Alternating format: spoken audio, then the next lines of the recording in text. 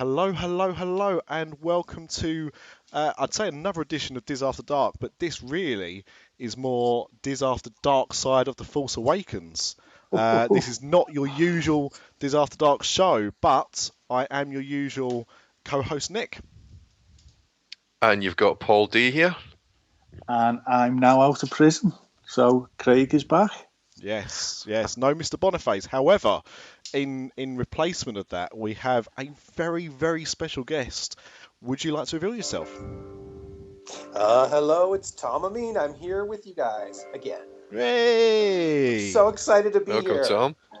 Not as excited as we are to have you, and as you can hear in the background, rather than having the usual ambience of the mouse's head, we have instead filled the mouse's head with Tom's latest, arguably greatest work.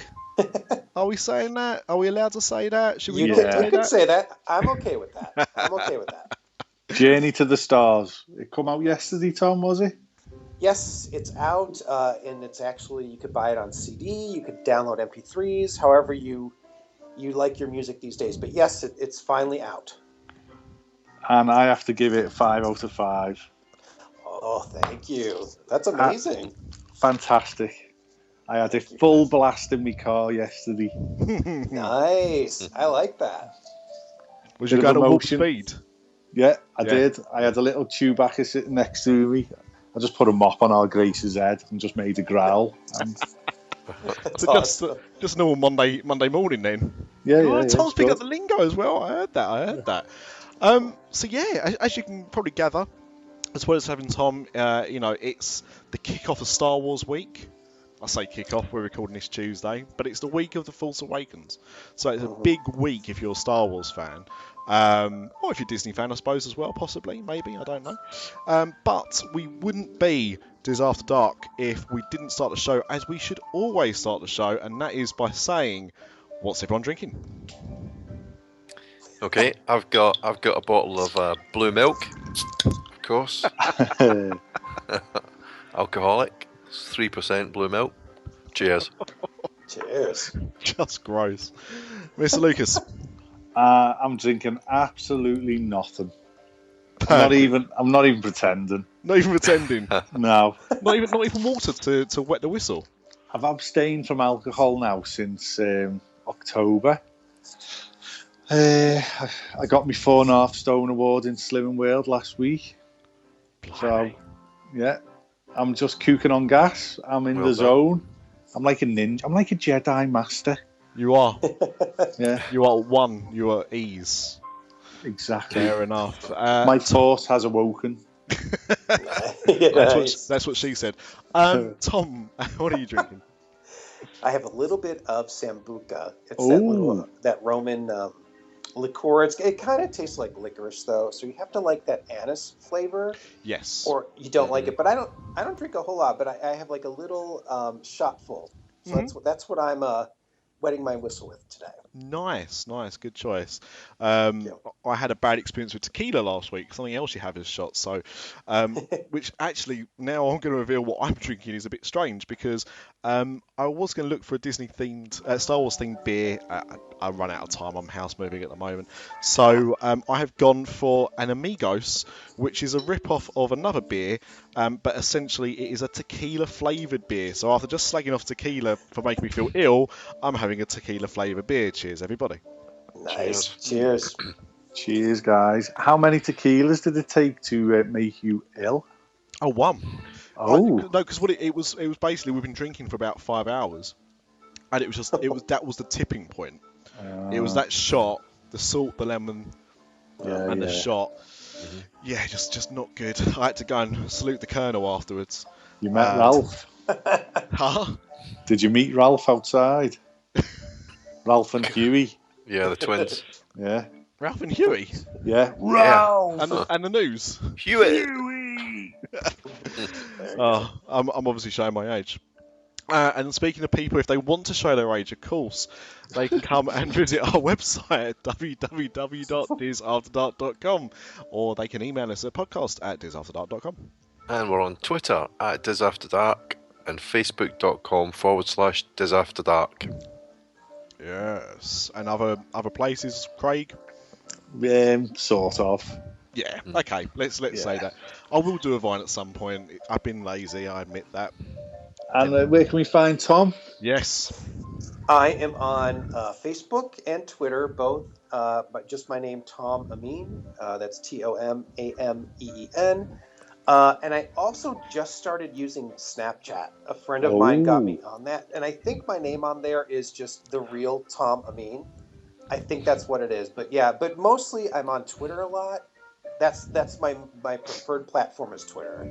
But I'm also on Facebook if people want to email me there as well. And you're searchable in Apple Music, Amazon Music, Google Play Music. Yes. Yeah, everywhere. Yes. Everywhere you can get music, Tom Ameen is there. Not Tower Records, though. All good music stores. It should be there. It should be there. We had there was a little delay with iTunes because it's the holiday season, and there was a lot, I guess, of music going up there. But the CD's on iTunes now. You can order a physical CD from cdbaby.com, and of course, it's going to Google Play and Amazon and all that good stuff. So yeah, fantastic. And as you can hear, the ivories are being tinkled. The Cantina Band. Possibly my favourite Star Wars song. Possibly. Great. It's a bit hard to choose, really. I mean, going back, because I'm sure. So this is where we get onto the Star Wars heavy section of the show. The whole show can be Star Wars heavy. But I mean, I personally definitely have been watching the original series of films in preparation for this week's release of The Force Awakens, and one thing that I think really stands out when you watch those films, especially if you know those films really well, which most people would have done, is how special the music is in those films. And I know, films can not be made or broken by their soundtracks, but can definitely be helped by having some iconic music that people love. And Star Wars is completely full of it, even those crappy ones that they did. I mean, Tom, obviously when coming up with the concept of the album, and obviously the intention to do an album based on Star Wars music, what was your starting point? What was the first one that you thought, I love this, I've been playing this, I really enjoy it, I think there's an album here? I played a lot of John Williams music, first of all. So not only was I doing Star Wars, but I was playing music like E.T. and Jurassic Park and Schindler's List, and just a bunch of his scores. But of course, Star Wars has a huge spot in my heart because I was raised with the movies. I saw the first movie in 1977. I think I was 8 years old. So I got enamored with the movie. And then, of course, as I got older and really started to listen to music, I fell in love with the score. So I always have played the main theme. I used to do it in medleys when I'd play like movie medleys, and that always ended the medley. So I did the Star Wars main theme. I used to play the Cantina Band as well for fun, because it's just a fun song to play. And I also did the Binary Sunset theme. I would do all the time. So I thought, you know what? How would a Star Wars album sound on the piano? How can I bring all of that score down to just a single instrument, but yet have it retain, I feel, the magic of John Williams, but also putting my own little spin on it. And that's what I tried to do with all the music. I wanted to maintain that excitement when you hear those melodies, but then just kind of put my own little flair on it. So it really started with the Star Wars main theme and that Cantina Band. I thought, I have to record these. Yeah. And that's how it started. Oh, excellent. And two definitely of my favourite pieces of Star Wars music. Although I'm also, is it the Balance of the Force? Is that what the title's called? From episode 1. Oh. The big orchestral. Yes, I think you're right. Bit of vocal in there as well. Yeah. Well, that Duel of the Fates is the one that I. Oh, so that's what it is. Duel of the Fates. That was the one song from the new ones that I had to use because I thought that song was just brilliant. And you're right with that choral arrangement and the orchestra. And I thought, could I do this on piano, or would it? How is this going to sound on just a piano? But I think it turned out pretty well. I figured out a way to do it, and It turned out really well, but that's the only piece that I used from the more current films. All the other music is from the first 3 movies, meaning episodes 4, 5, and 6. Yes. I think that still does confuse people. Even my wife confused by that element as well. I think that's a woman. Women generally can't see in 3 dimensions or colour. So that's what I've been told. Is it because they're tiny brains, Craig? Is that what it is? I think so. Bit scientifically proven to Craig. Well, there go the female listeners. It's okay because none of our wives listen to this, so Yeah, I would get beaten up anyway, and I'm sure someone will tell her about it. I think we're safe. So, right, I've watched the episodes 1, 2, and 3 in the last 2 weeks. My apologies. And obviously, Revenge of the Sith come out 10 years ago. Wow. And that's the last time I've seen it. Okay. And for me, that's the best of the 3. Yeah. I agree. I'll say I'm a fan of Star Wars, but I couldn't tell you the planet names and stuff like that. So the volcanic planet that they're fighting on, that battle is absolute epic. It's called Larviton. Yeah. I don't know what it's called. Larviton. That's a great. I love that scene. I mean, that scene is. Yeah. That third one was my favorite one out of those 3. Now, did that have a score? So I mean, even I only watched it 2-3 nights ago, but yeah, they all did. I mean, I couldn't tell you because I'm not as familiar with those scores as I am with the first movies from the 70s and early 80s. But they had. I mean, John Williams did some great music. He had. I almost put on the album the Anakin's theme. You know, when he was a little boy. In episode 1, like that's a really cool theme. He's got Duel of the Fates. He's got a lot of really nice themes that he did for those films. I mean, I've done even, although we're skipping ahead a little bit, but I've not even looked at the track listing for the Force Awakens soundtrack. Because see, I haven't either. Because aren't you afraid of spoilers? Well, that's what happened with episode 1. Yes. Because one of the tracks was quite famously, wasn't it Qui-Gon's funeral? Yeah, or something like that. Yeah. I've just looked at the playlist, and track 3 is Luke Skywalker's a baddie. I'm gonna go down to Liverpool. I'm gonna travel on train to Liverpool and urinate in your face. That's how I feel right now. Which is, of course, is the big rumor. But so let's go back. Let's not start where we should do at 4, 5, and 6. Let's go to 1, 2, and 3 because we're talking about it. Now. I remember watching that first trailer for The Phantom Menace, and on my computer, I think it was a 56k modem. It might have even been slow. I had a 15.6 at one point. It was 99. Is this 1999? Well, yes. The trailer was out though in 1998. Okay. So it was a good few months before, and it came out. I remember when it came out in America actually, because when it came out in America, it was attached to, if I remember rightly, Meet Joe Black. And people were buying tickets to watch the trailer and then sod off. Wow. Because no one wanted to see the film, but they wanted to see the Star Wars trailer. And this was, I mean, now, I can switch on my Apple TV and, look at The Force Awakens or look at whatever trailer I want to look at. Whilst before, it wasn't always that easy. So I remember sitting there, dialing modem, probably took about 25, 30 minutes to download a 2-minute trailer. And as cool as it looked, there was no cooler shot in that trailer of when Darth Maul activated the second part of that lightsaber to make it a double-ended lightsaber. My little tiny 15-year-old mind was blown at that point. Definitely no other blowing. Then? No, there was definitely so old. There was definitely no other blowing at 15 at that age. But it was. I still remember how excited I was for that film. And then you had, of course, all the toys coming out. And I remember going to Toys R Us, and there was just walls of Star Wars toys, and just completely reveling in that anticipation for it. And going to the first screening at my local cinema, which is now closed but has now reopened. And walking out a bit dejected, I won't lie. Even at that age, I was like, I enjoyed it, but And I think as time has gone on, and I've watched it again, and actually, when Craig said about not seeing Revenge of the Sith in the last, since it first came out 10 years ago, it was 10 years ago that I watched episode 1 for the last time, when I saw all the films back to back for the premiere of Revenge of the Sith.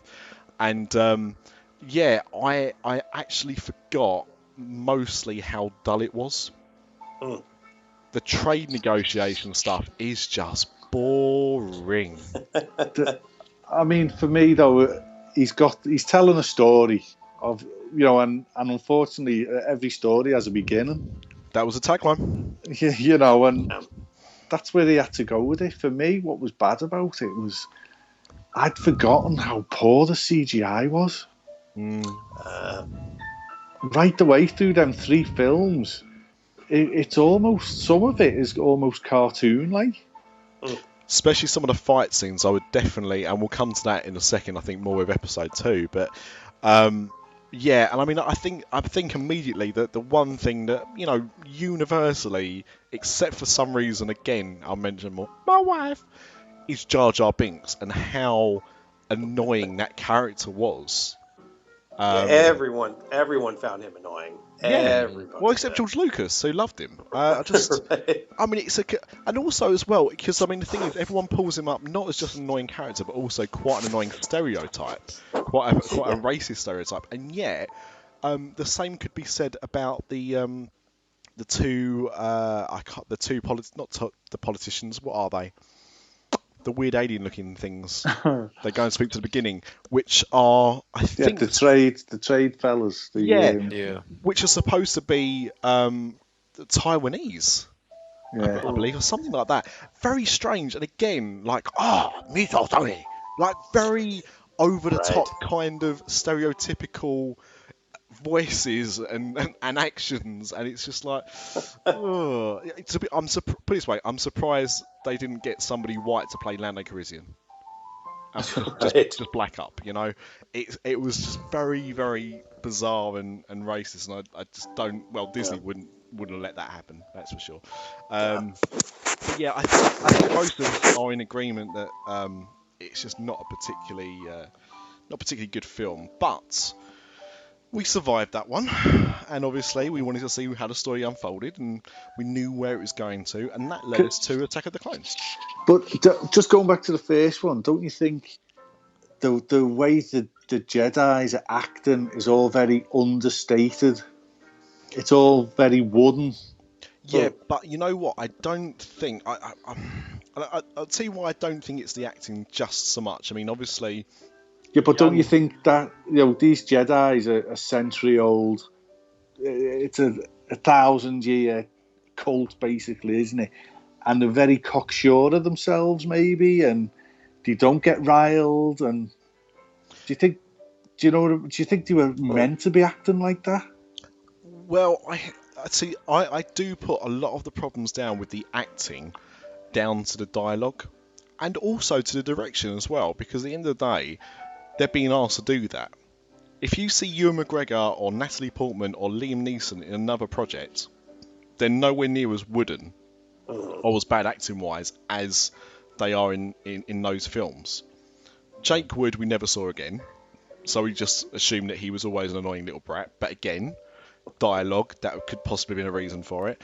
And Hayden Christensen, he's not a great actor, but again, everything I've seen him in other than a Star Wars film has been a marked improvement over his Anakin Skywalker. So I do feel that a lot of the problems with this prequel trilogy is down to the direction and what the dialogue they're having to have, as well as, and I think another key thing is, for the majority of the film, at least 90% of it, I'd say, they're filming in front of green screen. Right. Yeah. And I think that makes a massive difference to how those films feel in comparison to 4, 5, 6, and of course The Force Awakens, which we know is a lot of actual practical sets. And I mean, there is a completely different look to those 4 films compared to episodes 1, 2, and 3, and I think those things all play a key role in it. And when we're talking about crappy dialogue and stuff like that, we've only got to look at episode 2, which is the crappiest love story ever told, surely. I mean, it's no Casablanca, is it? Let's be honest. Yeah. I mean, I don't think. I mean, there were a couple of good bits in episode 1. Have you got any highlights? Not at the moment, no. I mean, I've had blonde highlights before. You guys are remembering a lot more than I, because I barely remember any of them. Because I only saw them once. But that's because we watched them recently, that's why. That's why. You don't mind me asking, Tom, how old are you? I'm 46. So you were there for 77. Like 8 years old. Yeah. I was 4, so it passed me by. Okay. So you've got the hype of the first film, and obviously the second, and then all the years later, you must have been buzzing to go and see Phantom Menace. I was excited. Well, there were rumors going around for years that they were going to do the first 3 films, like the go back. Yeah. And so that was really exciting, to see how are they going to do this. But yeah, you're right. Like once I went and saw the films, like the Phantom Menace, I think I was bored during that. Like I was just like, oh no. And you're right. There was a lot of CGI. And I think a lot of the characters, this was the 3 episodes 1, 2, and 3. If you notice, because they were all mostly established actors that I knew, I did not buy them in those parts. I just could not see Ewan McGregor as Obi-Wan. I just didn't get it. I was like, it was weird for me. But if you realize, the first Star Wars films, those were all unknown actors. So you're getting kind of a fresh look, even with The Force Awakens. Look, the 2 main characters are people I've never seen before. And that makes me really excited because it's a brand new thing for me. It's Samuel L. Jackson was terrible, Samuel L. Jackson. Yeah, when you think of his acting in Pulp Fiction, this is the milkshake scene and all that. Yeah. It's like cardboard.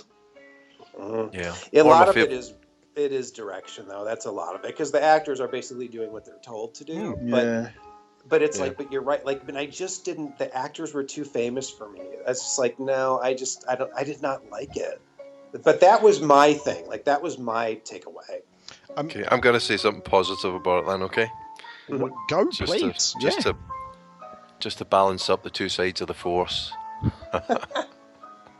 I did like the lightsaber fight between Ewan McGregor and the 3 of them. Liam Neeson, and the 3 of them. I thought that was a good. I thought it was a good scene, and especially compared to if you look at some of the lightsaber fights in 1, 2, and 3. I mean, especially, 4, 5, and 6. Especially 4.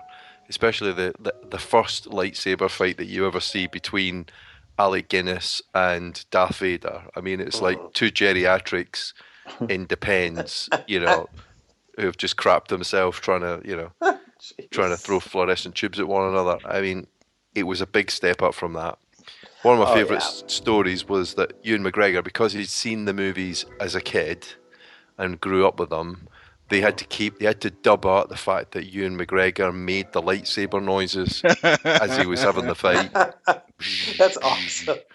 And you can actually see if you look carefully, you can see him making the noises during some of the fight scenes, but they had to dub them out in post-production.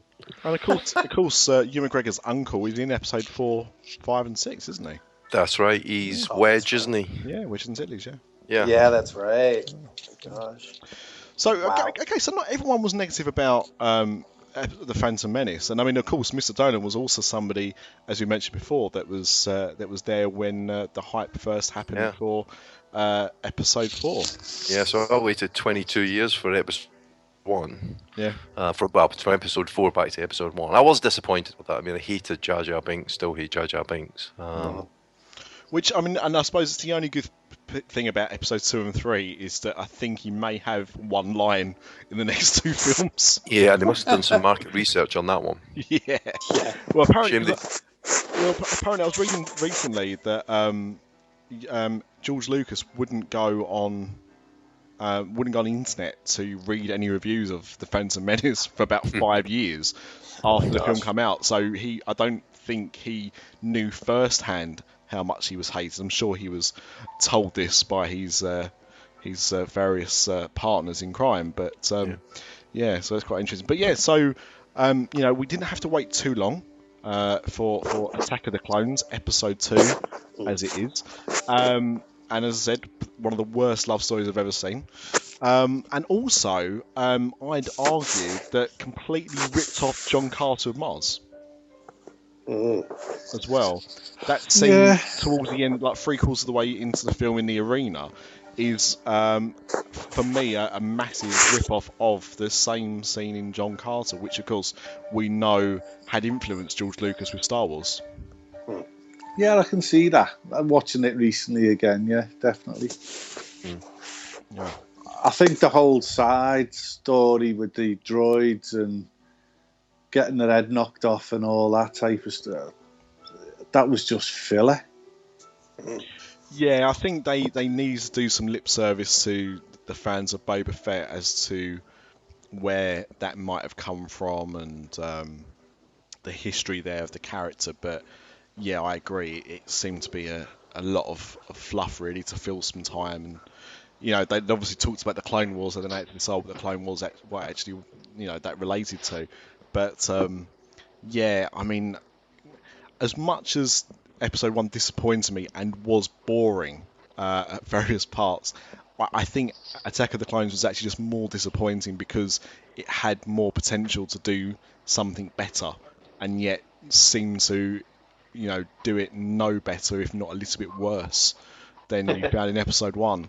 So it seemed to be a bit of a step backwards, if anything. I would say my highlight of Attack of the Clones, and someone who, again, wasn't particularly good in it, Christopher Lee. Dracula versus Yoda. Who we know is a great actor, but it just didn't cut the mustard in it. And I put that down again to direction. But still my favourite part of that is when Yoda and him face off, and he's there with a little walking stick going, I can't fight, I can't possibly fight, and starts bouncing around the room. And the thing is, he was double thinking that, because he was thinking, right, I'm being filmed here. If I do this now, if I fight Count Dooku and bounce around like I do, I could find next Monday, when I claim my disability allowance, it's denied. But he did it anyway, and I think that's commendable. He said, "Sod the disability benefits. I'm going to fight like a trooper."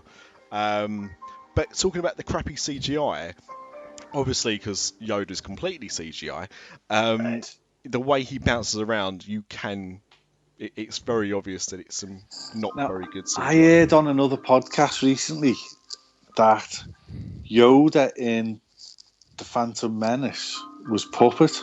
He was, yeah. Well, and then they replaced them in the videos and the Blu-ray version with CGI. Mm-hmm.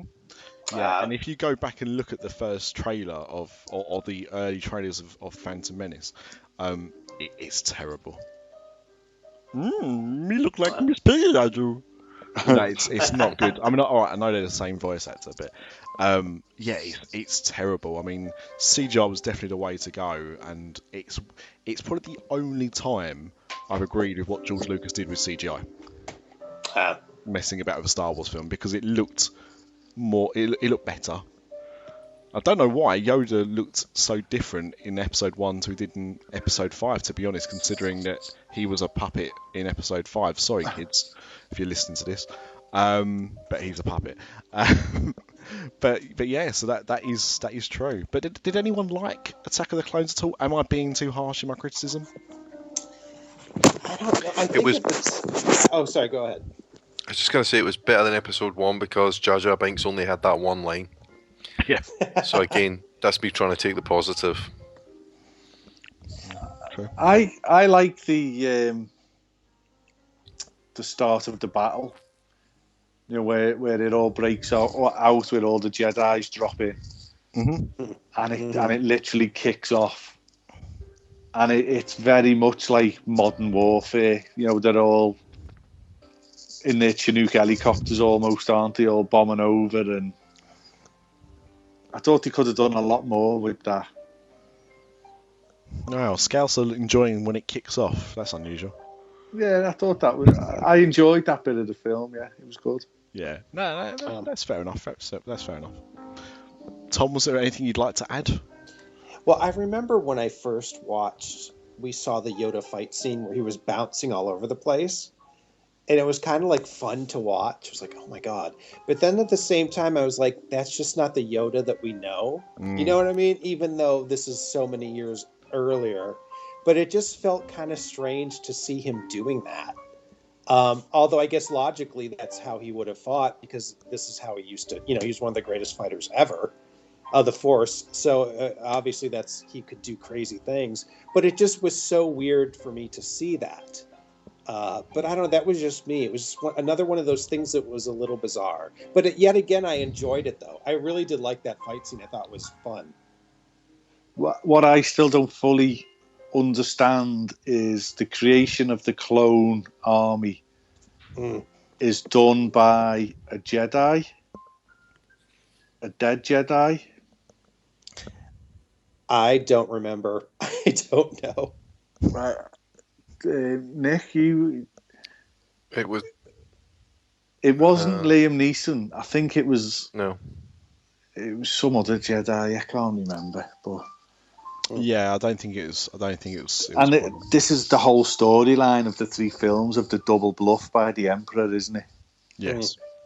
That burns me head out, how he was able to get away with what he got away with. And he creates a robot army, but he's also manipulated people to create the clone army, if that's what I'm fully understanding.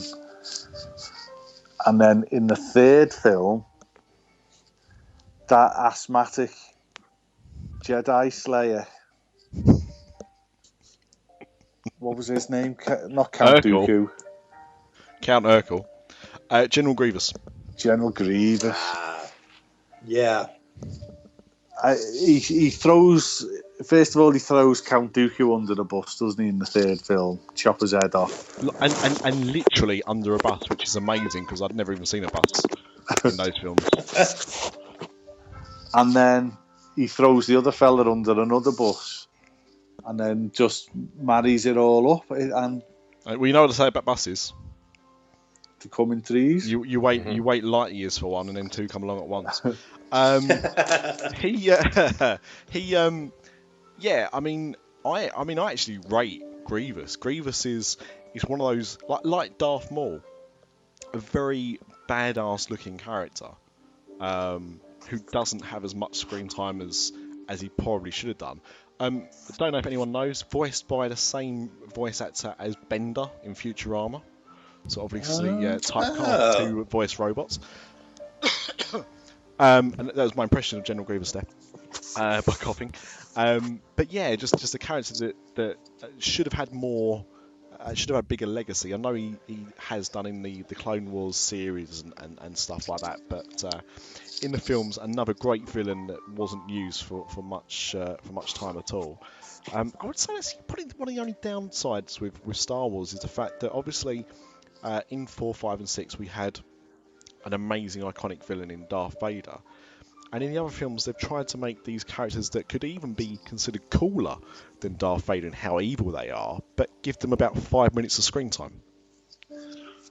Yeah, it's like a Marvel baddie or a DC baddie. They always get killed at the end of the film, don't they?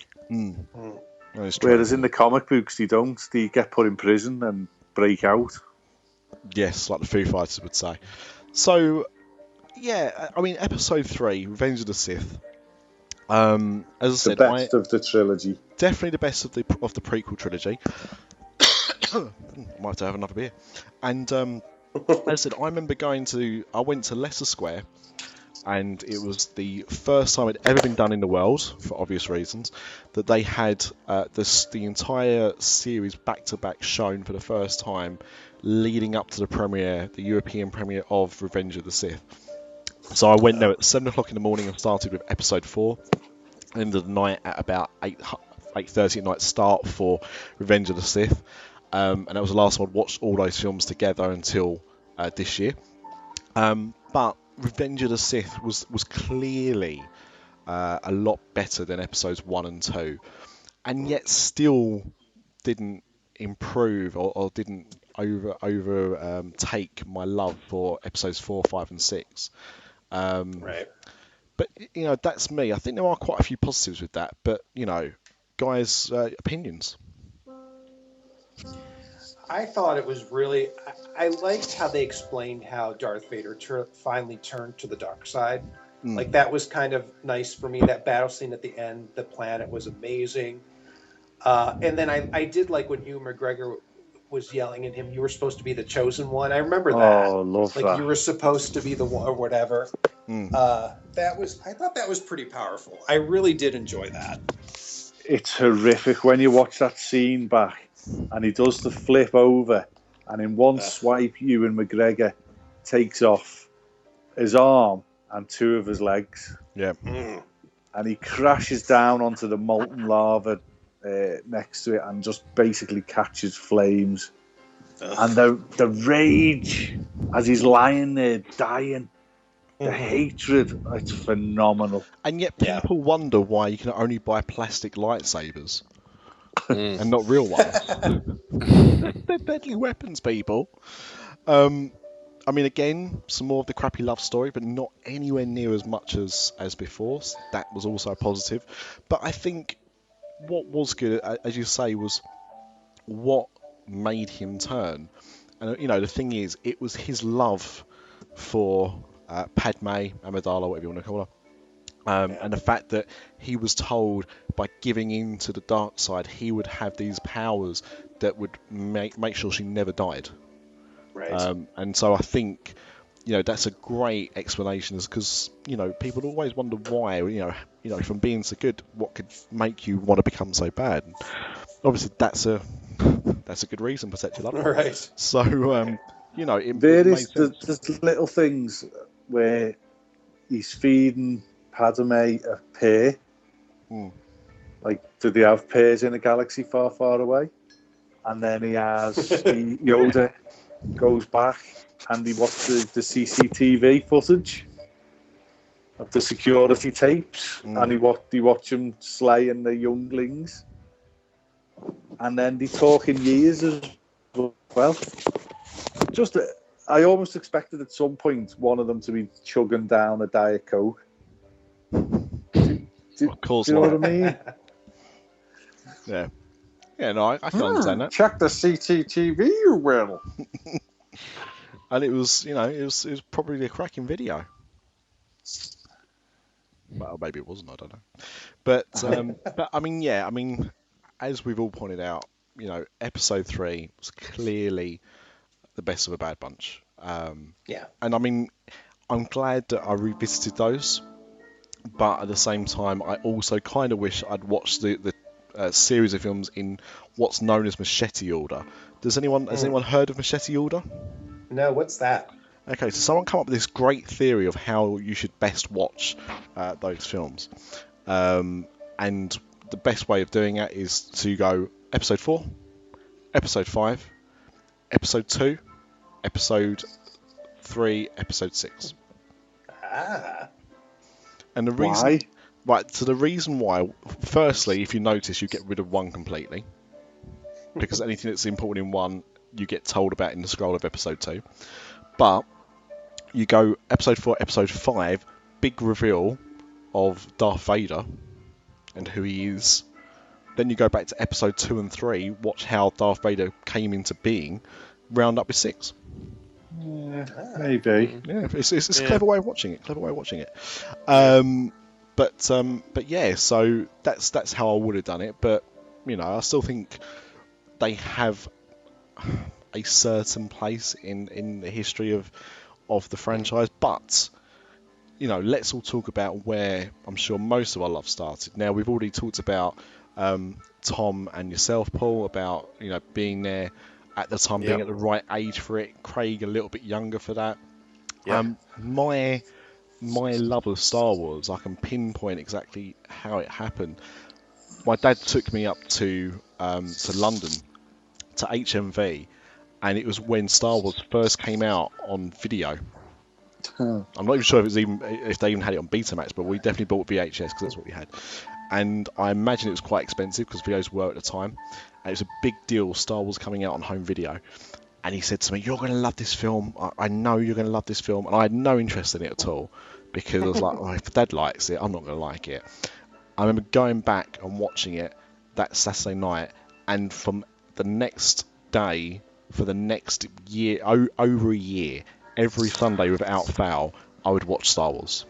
Every Sunday. And I must have been, 83, I must have been about 4, maybe coming up to 5, maybe when that came out on video. And then he told me there was 2 more, but they weren't available yet. And I was like, oh my God, this continues. And it was also a great time for me because it was when all the toys were being phased out. There was no new films, they stopped making toys. So all the toy shops used to sell the toys off really cheap. So I got everything. I got loads of ships and loads of toys and car boot fairs and all that kind of stuff. And, I had pretty much every character and loads of the spaceships, which got played to death, so they're not worth anything nowadays. But I was absolutely obsessed with Star Wars. It was just the greatest. I'd never seen anything like it. And I mean, obviously it would have been the same for you guys as well, but you were that kind of a little bit older when you saw it. But I just remember the first time just being completely blown away. And that's what started my lifelong love with Star Wars. Anyone want to talk any more about that? Yeah, I mean, I had the same. I was. Oh, I'm sorry. Go ahead. Sorry, go for it. You're the guest. Go for it. I had the same experience. I was about 8 years old, and my parents bought tickets for us to see the show. They didn't really know what it was about. My dad said a friend of his said, "Oh, go see it. It's kind of like a space swashbuckling, kind of film." And we didn't realize, my parents didn't realize how popular the movie was, even when it came out, because we went to see it. They bought tickets, but we had to sit right up front because the theater was packed. I mean, it was packed. So we had to sit right up in the front row. So we had to stare with our eye, like our heads back and our eyes on the screen. But I got to tell you, as soon as those credits started to roll, that credit crawl that we all love, like watching that, and then the spaceship, the Imperial, thing coming right up on top of you, like as that scene opens up and we open up right into that big battle in the ship and Darth Vader coming in, and my little 8-year-old head exploded. I was just like, oh my God, because I had never seen anything like that. And it was just what great entertaining storytelling. And I was just enthralled. And I was hooked. I had all the toys as well. I had a Millennium Falcon I played with. I had like the Hoth planet set I played with. I mean, I was hooked on it. Mrs. D? Yeah, I mean, I was slightly older. So I think I was 13 when Star Wars came out, and my friends, there must have been about 10 of us, we actually queued to see the Glasgow premiere of Star Wars. That was 1986, was it? It must have been quite late to get to Glasgow. No, in a Glasgow far, far away. But the funny thing is, there's a couple of funny things. One is, I can remember we queued up from really early in the morning, like 7:30, 8 in the morning, but the movie didn't actually start until about 2:30 in the afternoon. So you think about it today, by 2:30 they've shown the movie about 5 times and made lots of money, but in those days it was a bit different. And Dave Prowse, or Darth Vader, was there, so I got a signed magazine from him, 2 magazines, one he signed and another one. But the weird thing is, as well as being Darth Vader, he was also the Green Cross Code Man, which is like it's like a road safety thing, it's like helping kids to cross the road. Oh yeah, okay. Yeah, so you would get like a Darth Vader badge, and then you get all this Green Cross Code stuff as well. And awesome. And then I remember, like you being in the cinema, and in those days, there were curtains, like red velvet curtains that drew apart, and then the 20th Century Fox thing came up, and it was amazing. And as soon as that first scene as you said, that first scene when you see the words go up, and then you see the planet, and then the spaceship getting chased by the big Imperial cruiser was just amazing. And I can remember sitting there in the cinema thinking, wow, this is it. And the one funny thing about it though was it was the first time that you ever saw kind of beat up science fiction tech. Because in Star Wars, like the Millennium Falcon, it's junky and stuff is scuffed and bashed and things like that. Before that, if you think about like the original Star Trek series and Blake 7 and all that stuff, everything was white or silver and shiny and new. Spaceships were high tech and new, and it was a totally different thing. Star Wars was just something completely mind-blowing and revolutionary, Right. So I was hooked right away on the original 3, and I saw the original 3 when they came out, and then obviously a long time later got the DVDs or the videos, Nick, like you, but from seeing them in the cinema until them coming out on video was a huge amount of time. Well, back in those days, I mean, it was, wasn't it? I mean, I remember I wanted to go and see, going off topic, but I wanted to go and see Batman, and it was in the UK. It was a 12. It was the first 12 certificate film, and again, I was like 6, so I couldn't go. And my parents said, "Look, there's only one scene that's a bit violent. We don't want to show you that, but you can watch the rest of the film, and as soon as it comes out on video, we'll rent it out for you." And it must have been about 8-9 months, if not longer, actually. It might have even been a year to wait for that to come out, and that felt like the longest wait in the world. It's a terrible amount of time. Mr. Lucas, your first Star Wars experience? George. My first Star Wars, well, I was in my uncle's caravan on Tatooine. It was Return of the Jedi for me. Mm-hmm. The first 2 films just totally passed me by, and for Return of the Jedi, it just exploded in me head, and we went to the Odeon and we seen 1, 2, and 3, or 4, 5, and 6 back to back. I can remember going in the boot of my uncle's Ford Capri because all the grandchildren went. There was about 7 of us in this car. There was packed lunches were taken. There was thermos flasks. It's a different time. Yeah, and we took our jam butties in. And Jedi sandwiches for you, Tom. There was we stopped in between each film for a toilet break, and he'd all run out, and then he'd all run back in.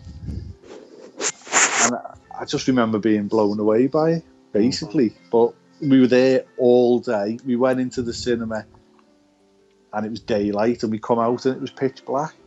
I remember it being, off the top of my head, Christmas when Return of the Jedi come out, but I might be totally wrong with that. I think it was definitely summer in America, but I don't know. I thought they all come out the week after George Lucas's birthday in May. Right, well, you know better than me. My memories are different, like, but... A little bit of trivia there. Yeah. Didn't realise that. I got the Panini sticker books. Oh, Panini stickers. Where you've got a picture cut in half, and you have to, you'd have to get one half and then the other half. And then you stick it in slightly at a different angle, and it would all ruin the picture. Yeah, and pissed off. Yeah, I remember those. Wow. You got to remember though, Craig, as well. I mean, the fact that you saw them back to back to back, you may have seen them at Christmas. It may have been a Christmas thing. It might have been like a re-release or something for that for that purpose. But that's the first time I got the figures. I had the Tauntaun. Where they cut the and you could literally put Luke Skywalker into the belly. You could, but you could also put him into. You could sit him on top of it, but there was a hatch, so his legs would go in, and there was some pretend legs that wrapped round the side of it, like a saddle. Yep. So it looked like he was riding it. Nice. And what are them little The little brown things with the black eyes, the black faces. Jawas. The Jawas? Yeah. Yeah, I've still got me Jawa.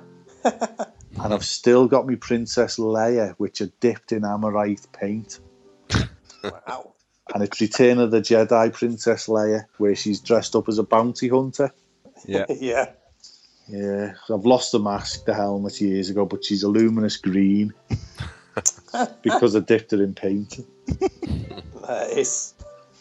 Well, I mean, I've got to be honest. Like, as a child, I think of the although I loved Star Wars, I think Return of the Jedi, because of the speeder bikes, was definitely my go-to Star Wars film. Oh, my auntie had a speeder bike. And obviously I like the Ewoks as well. I don't quite like them as much now, but I definitely, I was definitely the right age for Ewoks as well. But yeah, I mean the speeder bikes were just so cool, and I like the AT-ATs. Hang on, which ones? Well, the AT-ATs are the four-legged ones, and the APSTs the smaller ones. Yeah, the AT-ATs are the four-legged ones. The ATSTs. So I like them as well. There was just like a lot to like about that. And I actually liked as well that Lando Calrissian was quite a big player in it. Yeah. So compared to his more nasty role in Empire Strikes Back, boo. Right. The common opinion is that of 4, 5, and 6 that 4's good, 5 Empire Strikes Back is the best, and Empire Strikes Back is a weaker third part of that trilogy. Is everyone in agreement with that, or? Yeah, I think. I'm sorry. Yeah, I think Empire is the best one. That's one of my favorite films. Period. It's just the strongest. It ends on such a cliffhanger. With Han Solo being frozen. It's got the love story between Han and Princess Leia. And you got all. That's when they introduced all like those AT-AT things for like the planet Hoth. That's when we meet Yoda. That's when Luke starts the training. I think that's one of the best ones. Is that where Luke does the Rocky montage and chases a chicken? Yes, that's the one. Pound some beef. Yeah. Well, the other thing I liked about the second one, about the Empire Strikes Back, was just the variety of locations, because you had Hoth at the beginning, then you had Luke. He goes to the place where Yoda is. What is it? The Dagobah? Dagobah system. Yeah. Then they go to the Cloud City. There's just a lot of different locations. Yeah. And also as well, we're neglecting the fact that Empire Strikes Back also contains a Disney Pixar connection. Ooh. Because I don't know if you noticed this, and I watched it like again. No, he's not in it, unfortunately. He's not one of the Snowspeeder pilots. But when you watch it, one of the during the opening bits of the film, when they're on the ice, or when they're on Hoth and they're in their rebel base, John Ratzenberger. He's one of the rebels. You're right. I think I remember that. Yeah.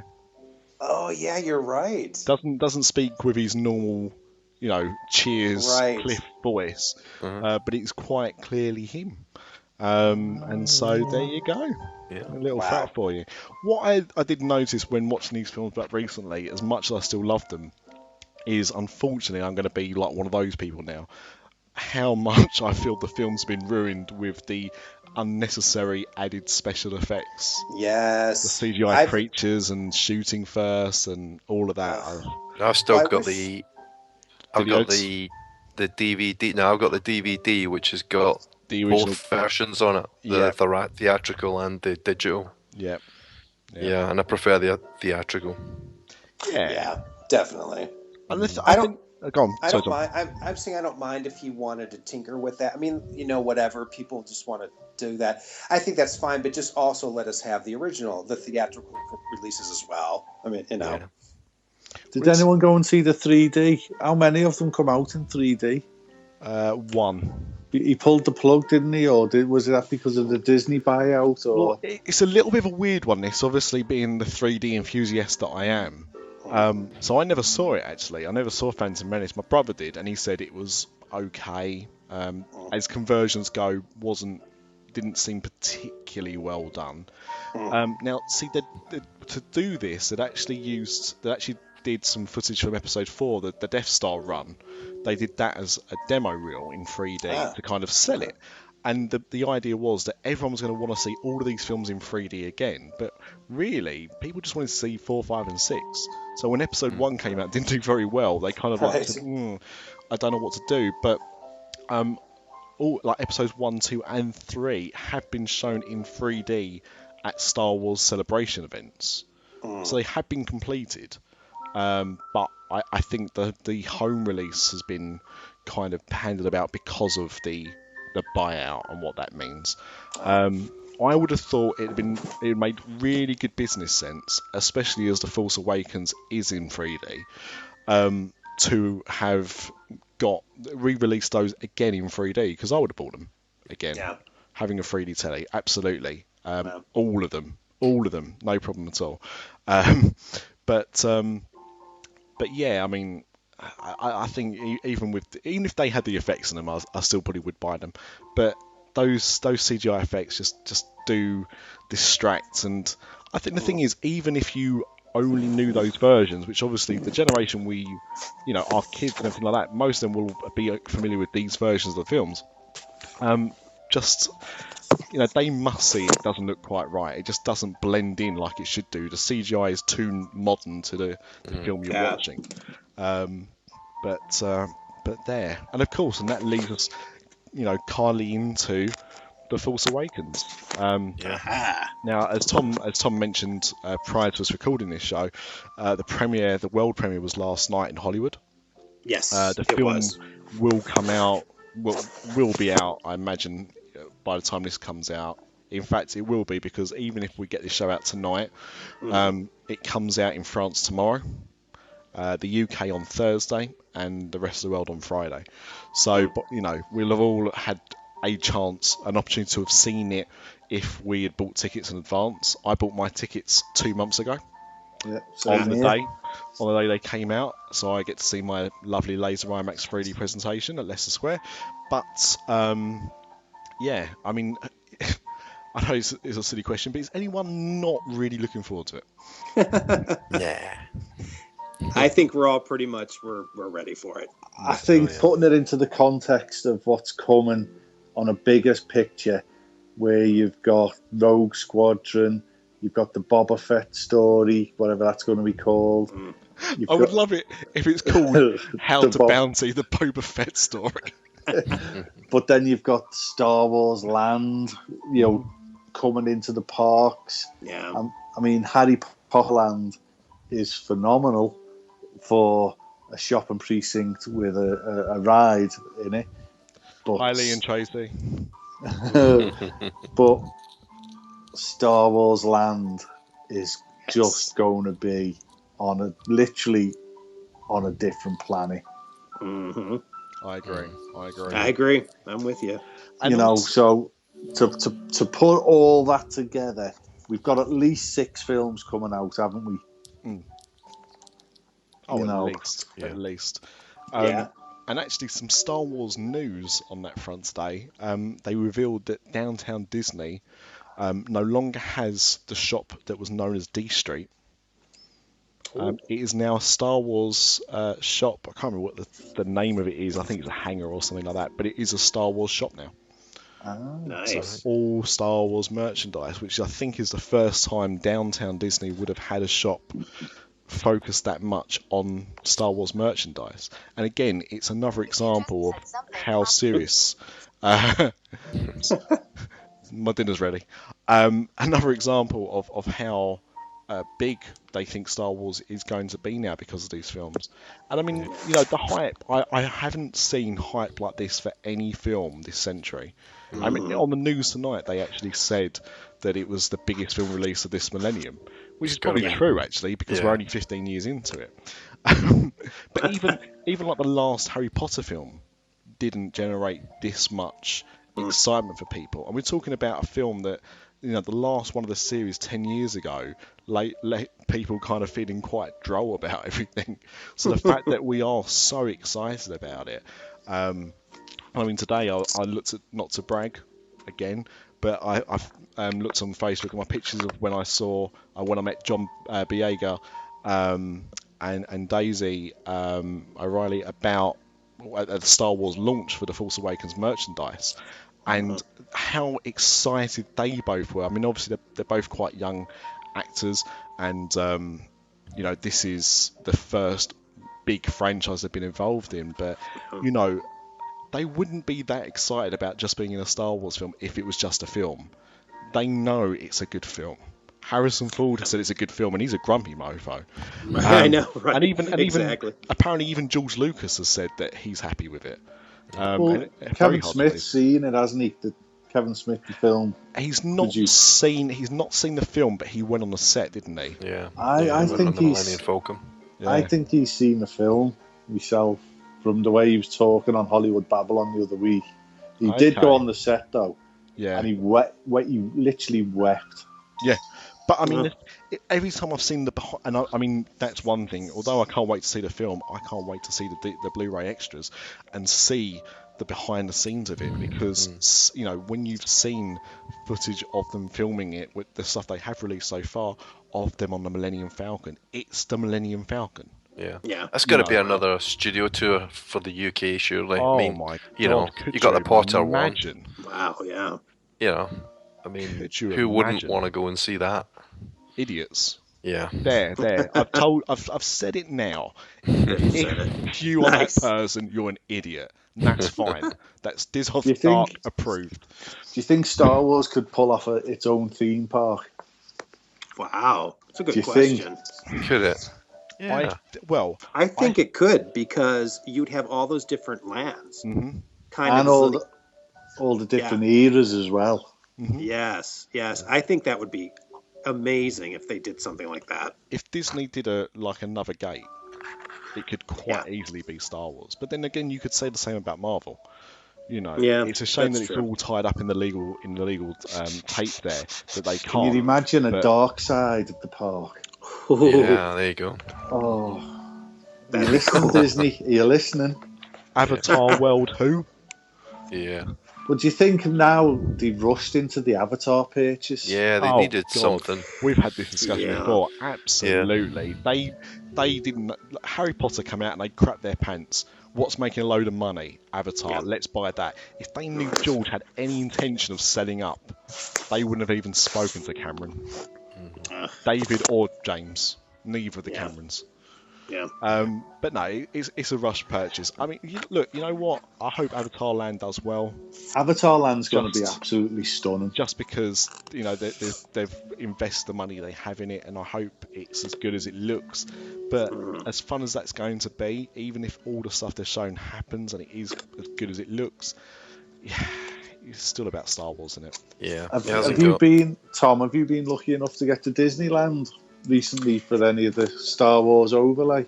I haven't, and I can't wait to go. I'm supposed to go either later this month or in January with some friends, but I'm definitely going to check it out and can't wait, because I'm only about 40 minutes away from Disneyland. So I'm definitely going to check it out. Tom, what the bloody hell are you speaking to us for? You could be jumping in the car and going to Disneyland. I wouldn't be talking to me if I could.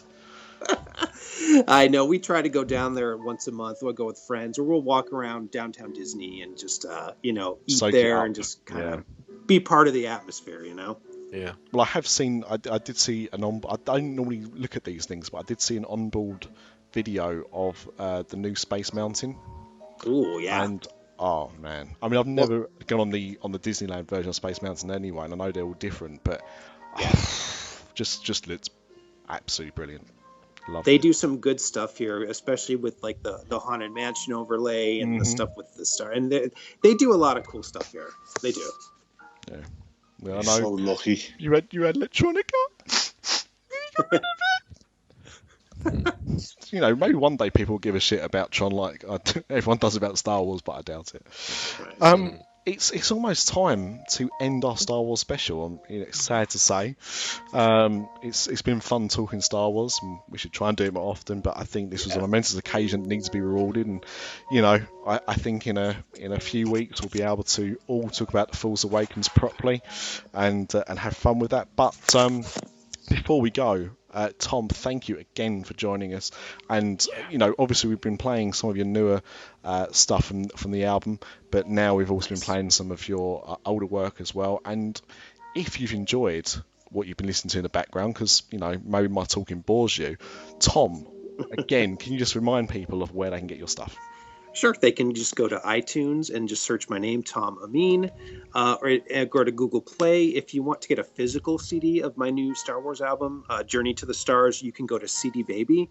And I'll have links on my website as well. And my website is tomameenmusic.com.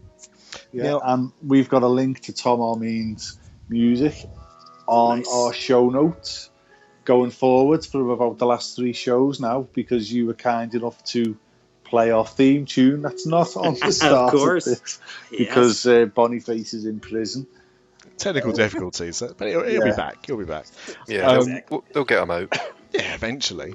But, you know, and this is more for people in the UK, so I don't think it applies in the US, but there's been a recent change in the law in the UK. They've reversed the law back, and basically, if I go and buy your CD, Tom, I would not be legally allowed to put that into my computer, put it onto iTunes, and then listen to it on my preferred MP3 device. Oh my gosh. So with that in mind, what I would recommend our listeners to do, of course, is to buy your CD, because I think there's nothing fun in the world than a physical copy of an album. I love it. Love the notes, and you get to feel something. But at the same time, it'd be wise for you to buy the digital version as well. Buy the MP3, and that way legally you can listen to it on your favourite device, as well as feeling that you haven't cheated the police. Oh my God. We don't want the police coming after you. We do not want that. Tom doesn't want it. We don't want it. Buy the CD, buy the MP3. We don't want no Rozzers. You know, it makes sense. Exactly. Don't do it, kids. Gosh. But Tom, thank you so much for joining us. Thank you for the music, the joy it's bringing, and you know, for the people that could join us today and couldn't stop touching their microphones. Paul, Craig, thank you very much. And I'm Nick. If you want to report back to us on buying 2 copies of Tom's album, you can of course let us know via the website at www.DisAfterDark.com, or you can email us podcast@DisAfterDark.com. Very nice. You can find us on Twitter at DisAfterDark, Facebook.com/DisAfterDark, or you can switch off your targeting computer and just trust the Force and you'll find us. Possibly. Can we just bow out with a Star Wars joke? Of course. Yeah. Right, so Luke Skywalker and Obi-Wan Kenobi go out for a Chinese, and they order various things, spring rolls, prawn crackers, some crispy duck even, and then the main course comes, and Luke orders fried rice with sweet and sour pork. Obi-Wan orders boiled rice because he's keeping his cholesterol down, with some beef green pepper.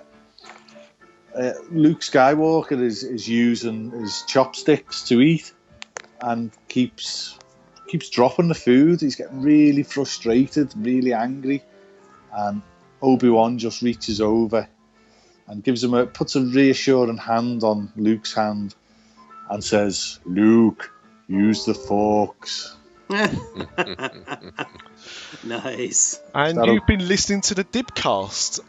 This After Dark is back next week with better jokes. I'll get a taxi, eh? Yeah. So engine's running. You may have not been drinking, but you have been drinking. Guys, it has been emotional.